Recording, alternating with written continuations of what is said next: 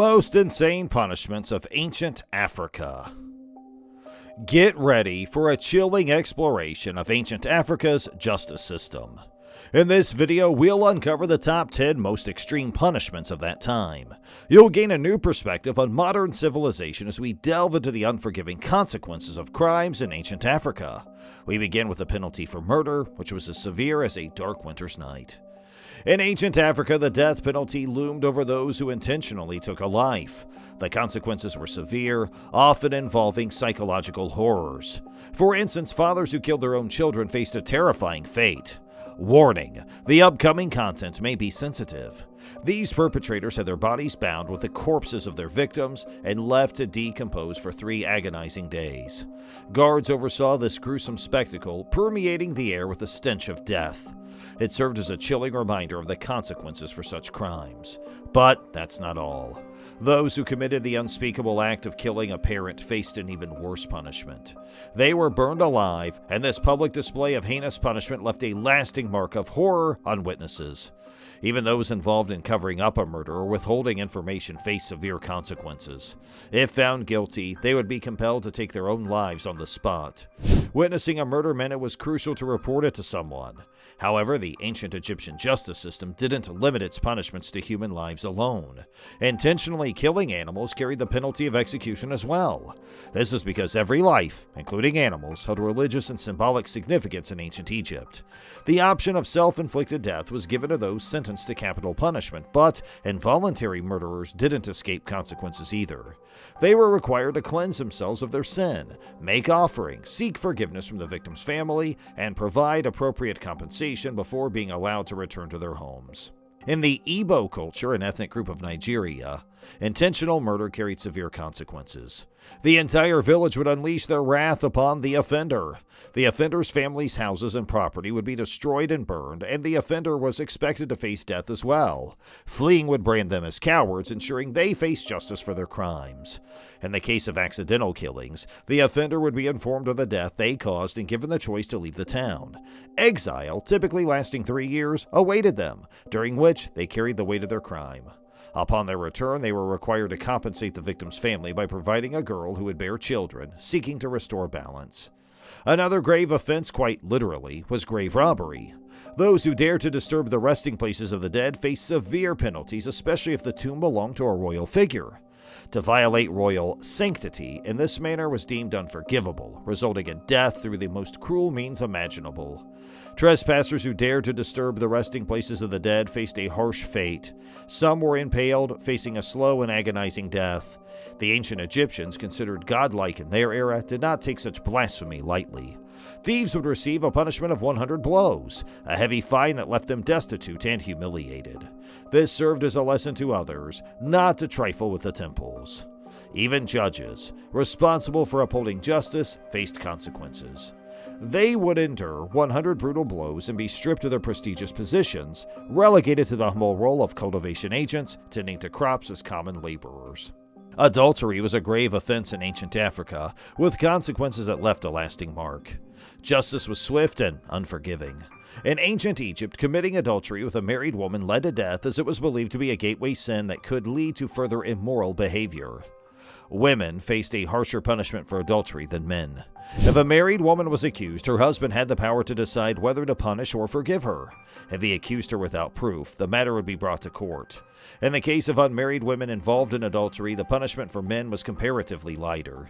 The teachings of Ptah-hotep warned against the dangers of being enchanted by women, emphasizing caution and avoidance to prevent the downfall of many. Adultery in ancient Egypt reflected a significant gender imbalance, with women bearing the blame. When found guilty, women faced a dramatic and brutal punishment: death. This extreme measure was seen as necessary to preserve the moral fabric of society. Men, too, faced severe consequences. They would endure a punishment of 1,000 blows, a stark warning that even minor mistakes carried dire outcomes. Those convicted of assault faced the horrifying prospect of having their private parts removed. Shifting focus to theft, stealing in ancient Africa carried serious repercussions. Offenders could face a fine up to 3 times the value of the stolen property, while more severe penalties such as physical punishment or being fed to crocodiles were also possible. Stealing in ancient Africa came with severe penalties, especially for theft from public properties like temples or tombs in Egypt. Offenders faced fines up to 180 times the value of what they stole, a staggering amount. Confession and returning the stolen goods were necessary steps, but the punishment didn't end there. 100 strokes by hand awaited the thief, inflicting physical pain and humiliation. For particularly egregious thefts, the punishment would be even more gruesome, being thrown into the river to be devoured by crocodiles. The public humiliation continued as offenders were put on display for all to see, aiming to instill fear and serve as a deterrent. In some cases, stealing or robbery could result in permanent banishment from the community, cutting off any chance of return. These measures were designed to discourage theft and maintain social order. Bribery, the act of offering money or favors to gain preferential treatment, was a serious offense in ancient Africa, particularly in places like Egypt. Offenders faced harsh consequences, including dismissal from their government positions and a significant downgrade in status, comparable to going from a CEO to an unpaid intern. The reason bribery was taken so seriously was its potential to corrupt the entire administrative process. One bribe could lead to a chain reaction of corruption, undermining the integrity of the government. The repercussions could be far-reaching, affecting the efficiency and fairness of the system. The severity of punishment aimed to deter individuals from engaging in such practices, as it could disrupt the functioning of society. The lesson was clear. The temptation of a few extra coins should never compromise the principles of justice and governance. Treason, the act of betraying one's kingdom or nation, was regarded as the gravest crime in ancient Africa. The punishment for treason was universally severe: death. It didn't matter if the offender was a commoner or held a position of power. Betrayal of the kingdom resulted in dire consequences. However, it is important to note that ancient African societies valued freedom of choice, allowing individuals to make their own decisions even if the consequences of treason were severe. In ancient Africa, the punishment for treason was severe, offering the choice between the death penalty or taking one's own life. Lesser punishments including disfigurement, such as the removal of noses and ears. A notable example is the case of King Ramses III and his wife Ta, where Ta conspired to assassinate the king. When the plot was uncovered, Ta and her accomplices were executed and denied a proper burial. Their bodies were disposed of by being thrown into the river. The message was clear: betraying the kingdom came with dire consequences. Another harsh punishment in ancient Africa was slave labor. Criminals were not merely imprisoned. Instead, they were subjected to grueling work and demanding jobs such as the quarries, enduring the harsh desert conditions day after day. Let's appreciate the progress made in modern legislation and be grateful for the improved treatment of offenders. Imagine being forced to work tirelessly in the scorching heat without any respite or even a water cooler break. That was the reality for criminals in ancient Africa, who were subjected to grueling labor on construction sites, such as the building of the pyramids. While historians can debate the exact role of skilled craftsmen versus criminals in pyramid construction, it is clear that the criminals played a significant part, cutting millions of stone blocks from rock cliffs. The harsh conditions and non-stop work left them exhausted, unlike the paid craftsmen who had limited involvement. These structures, admired today, came at the expense of these prisoners. Additionally, criminals were forced to work in gold mines and faced the threat of exile to Nubia or enslavement as laborers.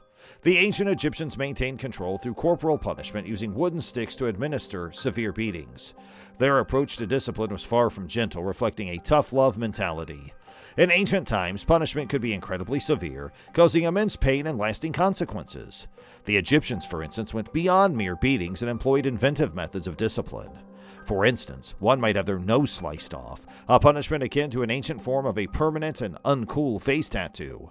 Additionally, offenders could be publicly humiliated by being bound to a pillory or subjected to a yoke, and these examples only scratch the surface of the harsh punishments they employed. In ancient times, there were instances of private beatings inflicted upon subordinates, which were clearly not part of their expected duties. Historical records such as tomb reliefs even depict people being officially beaten, almost like a popular national activity.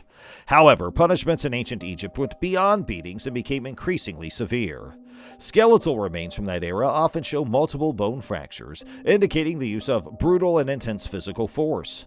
Additionally, there exists a sculptor's model depicting a man without a nose, which might have served as inspiration for the Saw movies. It is advisable to stay on the right path and avoid engaging in beatings, leaving such actions to high-ranking officials like the pharaohs. In ancient times, being accused of a crime was akin to receiving a lasting negative review, even if one was eventually proven innocent. Individuals involved in disputes or violations had their names recorded, and this label could haunt them for their entire lives. It was almost like being canceled before the concept existed. False testimony was met with severe punishment going far beyond mere fines or scolding. The judicial system employed amputation and drowning, tailoring the punishment to fit the crime in a disturbing manner. However, perhaps the ancient Egyptians recognized something significant in their society where one's reputation held immense value. The potential for a lifetime of disgrace was a powerful deterrent against dishonesty in the courtroom. With punishments ranging from amputation to death, there was no tolerance for dishonesty in their justice system. The ancient Egyptians were renowned for their unwavering commitment to truth and justice. Their justice system, albeit harsh by modern standards, emphasized the severity of falsehoods and false accusations. Punishments for lying were devised to deter such deceitful acts and instill a sense of fear in potential wrongdoers. While some of these punishments may appear reminiscent of scenes from a chilling horror movie, they reflect the Egyptians' dedication to upholding the principles of justice. One particularly notable punishment was the amputation of the nose, often referred to as the city of noseless, symbolizing the individual's guilt and acting as a permanent mark of their criminal past. Although this penalty did not lead to death, it carried immense consequences for those found guilty of various offenses. For instance, thieves faced especially severe repercussions. Ancient historical accounts, such as those reported by Ancient Origins, shed light on the brutality of the punishment. Living in a city where every resident bore the disfigurement of a missing nose was undoubtedly a grim existence. These individuals were permanently branded as criminals, deprived of the opportunity to redeem themselves and reintegrate into society. However, it is important to note that the descendants of those punished did not inherit the genetic consequences of their ancestors' mutilation. Over time, this unique physical feature would have gradually disappeared as subsequent generations moved away from the traumatic repercussions of their forebears' actions. Reflecting on the ancient Egyptians' approach to justice, it is undeniable that their methods were severe. While we may not endorse replicating their precise punishments in the present day, we can certainly learn from their commitment to upholding truth and justice.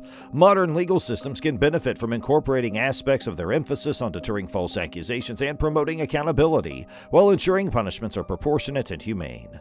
By drawing inspiration from the ancient Egyptians, we can strive for a fairer and more just society.